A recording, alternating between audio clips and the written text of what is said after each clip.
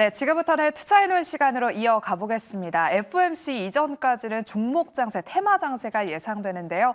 종목별로, 이슈별로 어떤 투자 전략이 필요한지 오늘도 두 분 통해서 인사이트 얻어보도록 할게요. 위즈웨이브의 이권희 대표, 퍼스트프라임 리서치의 손여로 팀장 두 분과 함께합니다. 어서 오세요. 안녕하십니까.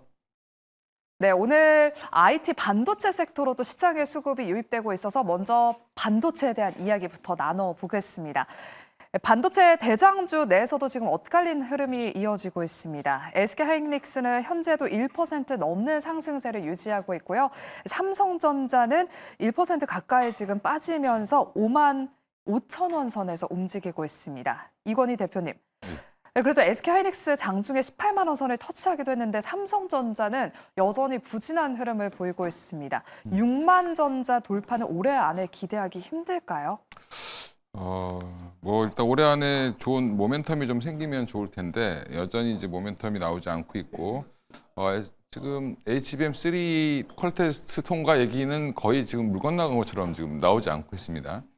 그러니까 내부적으로는 아마 지금 이제 그러니까 최근에 보면 삼성전자는 지금 기업 돈, 본인의 자사주 매입으로 지금 버티고 있는 거다라고 보시면 되고 외국인들은 이제 자사주 매입을 한다고 하니까 오히려 물량을 좀 줄이고 있는 상황인 걸로 보이고요.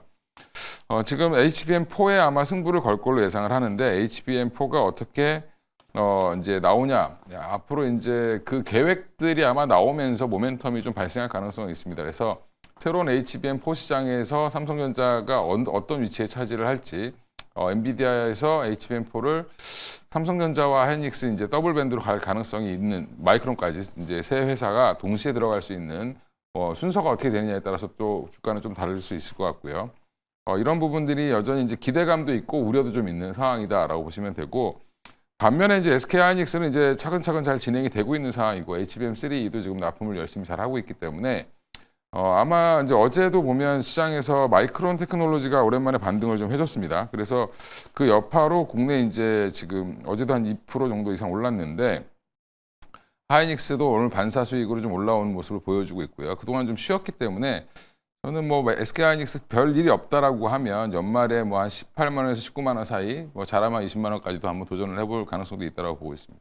네, 삼성전자가 지금 HBM4의 사생결단을 걸었는데 이 부분이 어떻게 작용할지 지켜봐야 될 것 같고요. SK하이닉스는 오늘 미국 마이크론의 반등 여파다라고 짚어주셨습니다. 그리고 눈에 띄는 종목이 있었죠. 바로 미국 증시에서 브로드컴이 25%대 급등하면서 시총 1조 달러를 돌파했습니다.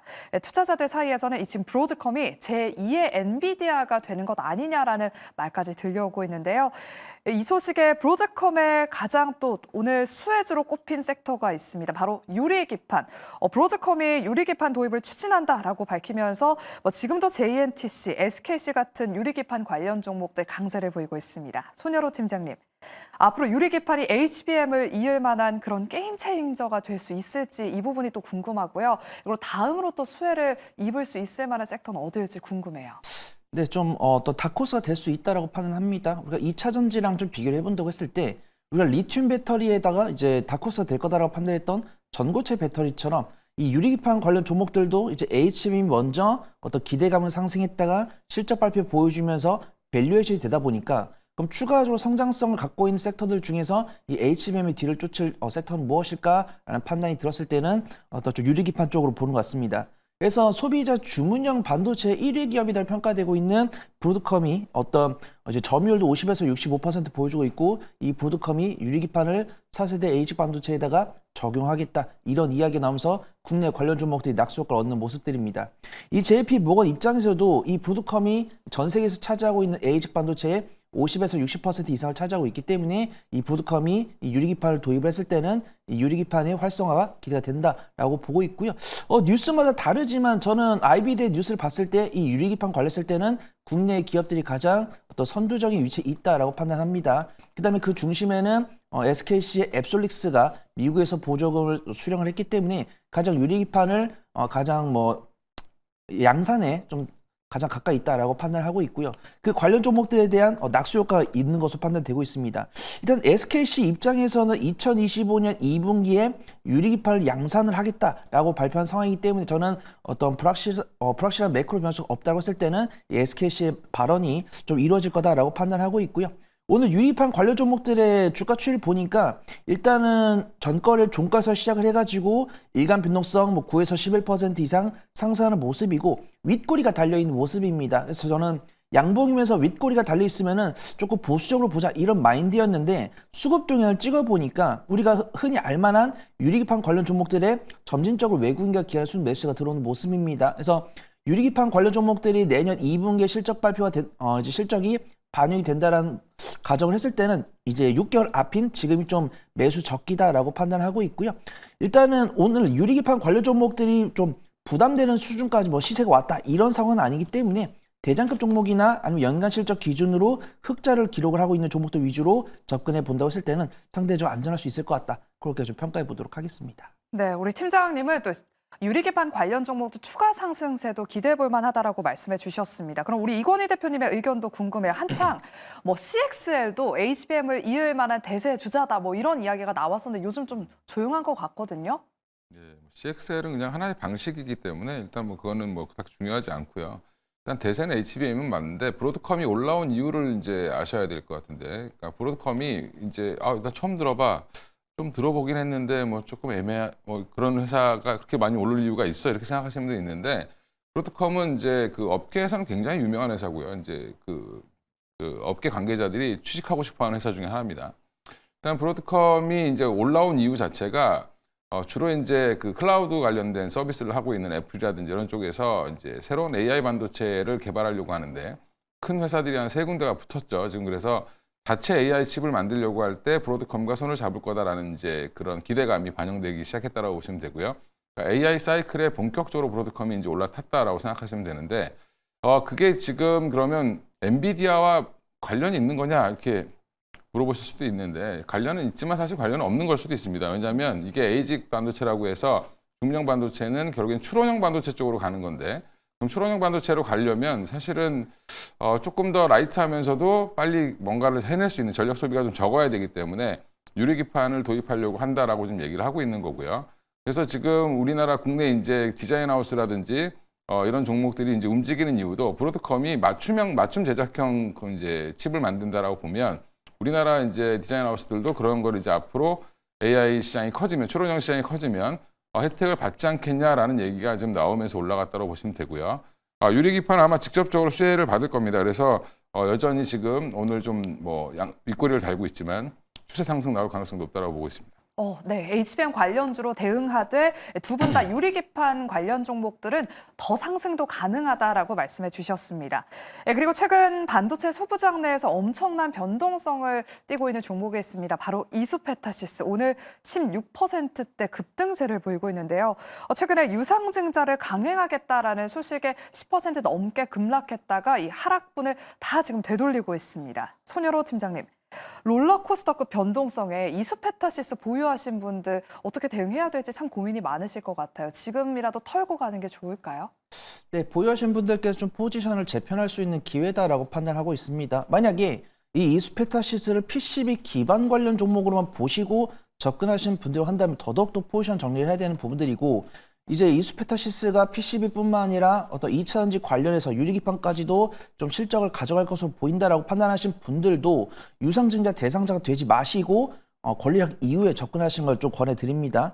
일단 이수페타시스가 유상증자를 진행할 수 있습니다. 근데 어떤 이제 투자분들께서도 이수페타시스를 긍정적으로 보시는 분 계시지만 저는 주주 가치를 가장 중요시 여기거든요. 그래서 이수페타시스에서 자금을 조달할 수 있지만 이 자금 조달을 통해서 나의 주주 가치가 훼손됐을 때는 보수적으로 보는 게 맞다라고 판단합니다. 그래서 이제 거래소에서 이제 증권 신고서에 대해서 다시 작성해라라고 이야기를 하면서 철회 가능성이 불거지면서 재차 강세를 보여줬지만 이수페타시스 입장에서는 제2호 인수위에서 유상증자를 다시 진행을 하겠다 이러면서 급락이 나오는 모습입니다.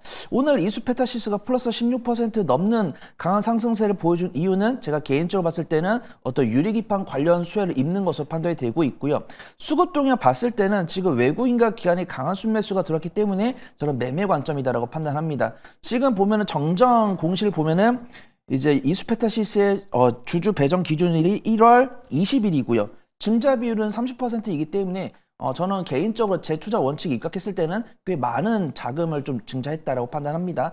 그 다음에 주주 배정 기준일이 원래는 12월 17일이었는데 공시를 통해서 1월 20일로 시간이 벌려졌기 때문에 외국인과 기관이 오늘 강하게 순매수세를 보여준 이유를 잘 모르겠습니다. 만약에 지금 공매도가 되는 시장이었으면은 공매도의 환매수다라고 해석할 수 있겠지만 지금 공매도가 안 되는 시장이기 때문에 이수페타시스는 진짜 실제 현물 매수가 맞습니다. 그러면은 이수페타시스를 외국인과 기관이 왜 살까라고 했을 때 정말 PCB 관련 수혜주라서 아니면 제2호 인수를 통해서 2차 전지 전고체 배터리 된 수혜주 아니면 오늘 유리기판 관련 이슈가 나왔으니까 유리기판 관련 수혜주로 이 세 가지 투자 포인트 중에 저는 오늘 유리기판 관련 종목들이 맞다라고 판단하고 있고요.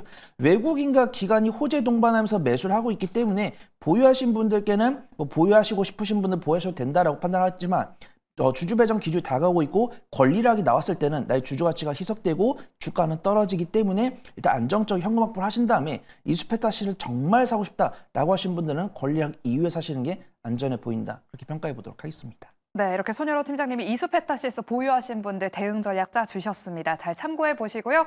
이어서 두 번째로 전력 전선 쪽 이야기 나눠보겠습니다.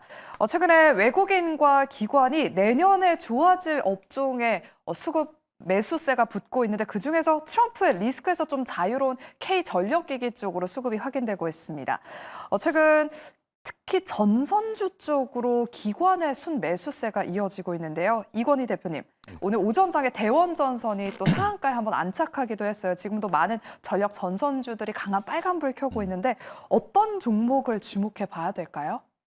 일단 대원전선은 약간 좀 정치 테마로 좀 엮여서 올라간 것 같고요. 나머지 이제 전선주들 중에는 이제 보셔야 될 게 LS를 보셔야 되는데 사실 LS 전선이 지금 상장이 안 돼 있죠. 그래서 주 LS 중심으로 보시되 약간 무겁기 때문에 그 자회사인 이제 가온전선이 오히려 조금 좀 혜택을 받을 가능성이 높다라고 좀 보고 있고요.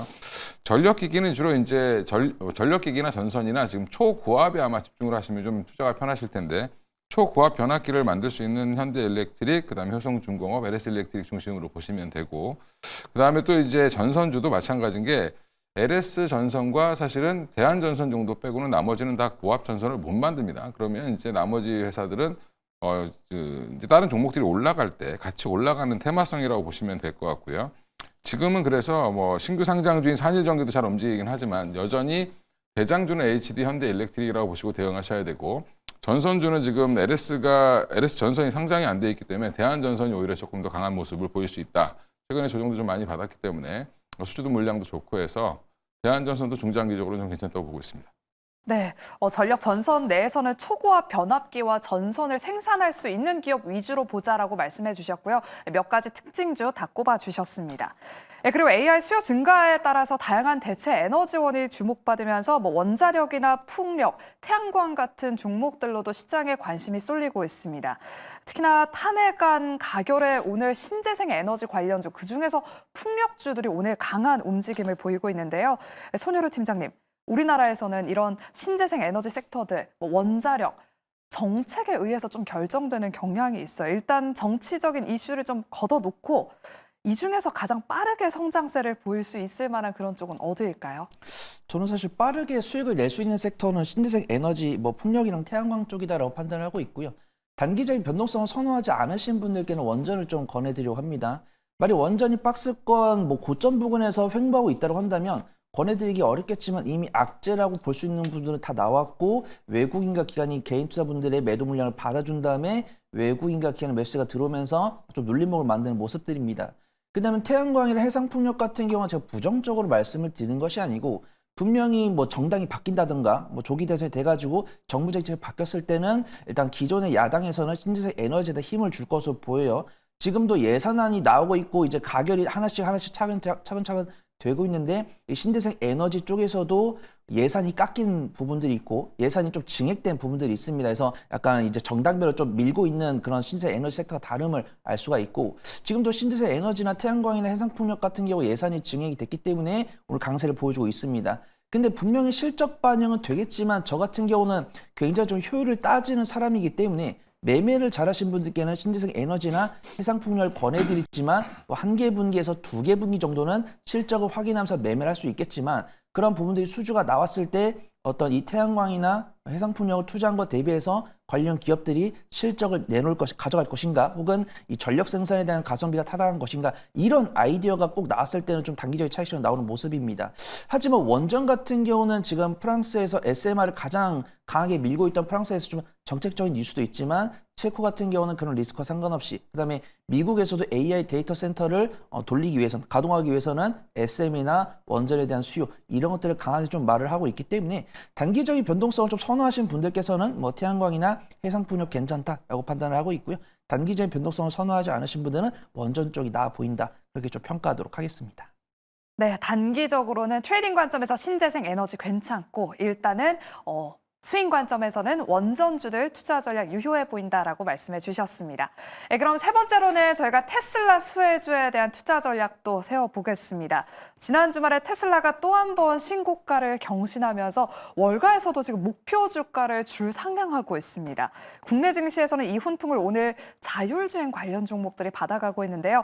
자료를 하나 보도록 할게요. 일단 트럼프가 자율주행 사고 보고 조항 폐지를 검토하고 있다라는 소식에 오늘 강한 상승 트리거로 작용하고 있고요. 이 밖에도 엔비디아가 지금 중국에서 AI와 더불어서 자율주행 인재를 대거 채용하고 있다고 합니다. 그리고 이 밖에 뭐 현대차 그룹과 구글, 웨이모가 자율주행 사업을 협력하고 있습니다. 다양한 호재성 이슈들이 가득한 자율주행인데요. 이건희 대표님, 자율주행 섹터 앞으로도 우상향 기조를 이어갈 수 있을지 궁금해요. 좀 올라가면 빠지고 또 빠지면 올라가고 왔다 갔다 하거든요.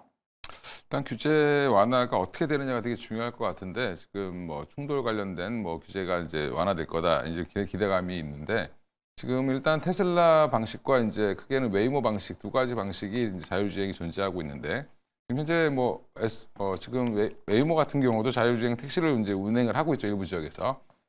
그래서 이게 두 가지 방식이 아마 같이 풀릴 가능성이 높고요. 그렇게 되면 국내 기업들 보면 FSD 관련돼서는 뭐 퓨런티어 정도만 일부 조금 참여를 하고 있고, 나머지는 그닥 관계가 없거든요. 다 대부분 이제 현대차와 관련이 있는 라이다 관련된 회사들이 많기 때문에 그런 부분들을 보면 큰 틀에서는 수혜를 받을 수 있다고 보고 있고, 근데 이제 단기적으로 보면 테슬라보다도 상승률이 약한 그런 모습을 보이고 있죠. 그만큼 직접적인 관계에 있는 회사가 부족하다라는 부분이라고 보시면 되고요. 오늘도 퓨런티어가 가장 강한 이유는 그래도 이제 뭐 LG 이노텍이라든지 삼성전기를 통해서 납품을 하고 있다, 카메라 모듈 납품하고 있다라는 부분이 좀 강화된 걸로 보이고, 그러니까 부각이 된 걸로 보이고요.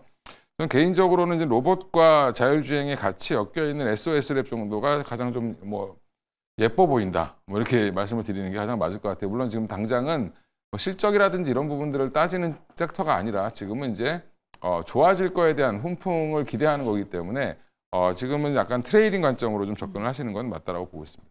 네, 자율주행 섹터는 일단 실적으로 움직이는 게 아니라 좀 테마성으로 이슈에 따라서 움직이고 있기 때문에 단기적으로 트레이딩 관점에서 대응해 보시면 좋을 것 같습니다. 네, 그리고 자율주행 말고도 이 머스크의 수혜를 입는 다양한 섹터들이 있습니다. 뭐 우주항공과 로봇 일부 종목들을 오늘 빨간불 켜고 있는데요. 손여루 팀장님, 오늘은 이렇게 자율주행 섹터가 시장에서 주목받고 있는데 다음 후속 섹터는 어디가 시장에서 주목받을까요? 네, 저는 우주항공이 되지 않을까 그렇게 판단됩니다. 제가 우주항공을 골랐다고 해서 로봇이 안 좋은 게 아닙니다. 그래서 네. 저는 자율주행은 좀 매매 관점으로 보는 게 좋다라고 판단되고 있고, 우주항공과 로봇 같은 경우는 좀 분할 매수해보시면 좋다라고 판단됩니다. 로봇 관련 종목들도 실적이 아마 내년 나올 것으로 판단돼요. 이제 일론 머스크 CEO 같은 경우도 기가팩토리를 만들 때 인력보다는 로봇으로 대체를 하겠다고 했으니까 이 로봇 관련을 만드는 기업들 실적이 나올 겁니다. 산업용 로봇들이죠.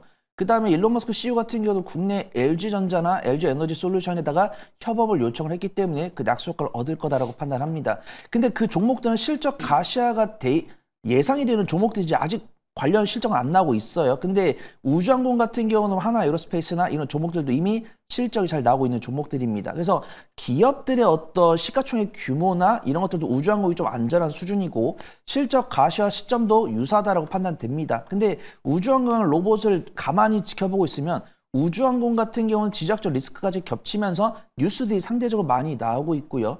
시가총액이 로봇보다 더 큼에도 불구하고 일간 변동성이 더 큰 것으로 확인되고 있습니다. 그다음에 로봇 관련 종목들 실적이 나오는 종목들이 몇 없는데 우주항공 같은 경우는 방위산업과 연관성이 있다 보니까 실적이 잘 나오고 있는 종목들이 있죠. 그래서 안정성 측면에서도 우주항공이지만 뉴스 개수나 일간 변동성을 봤을 때는 우주항공이 더 크기 때문에 우선적으로 우주항공을 매매를 한 다음에 로봇 관련 종목들도 외국인과 기관의 점진적 순매수가 들어오고 있으니까 우주항공을 매매를 마무리하면서 로봇주도 후속 종목으로 공략해보면 좋지 않을까 판단해 보도록 하겠습니다. 네, 다음 머스크 트레이드의 후속 섹터는 어딜 봐야 될까 고민하시는 분들을 위해서 우리 손여로 팀장님이 다음은 우주항공이 유망해 보인다라고 말씀해 주셨습니다.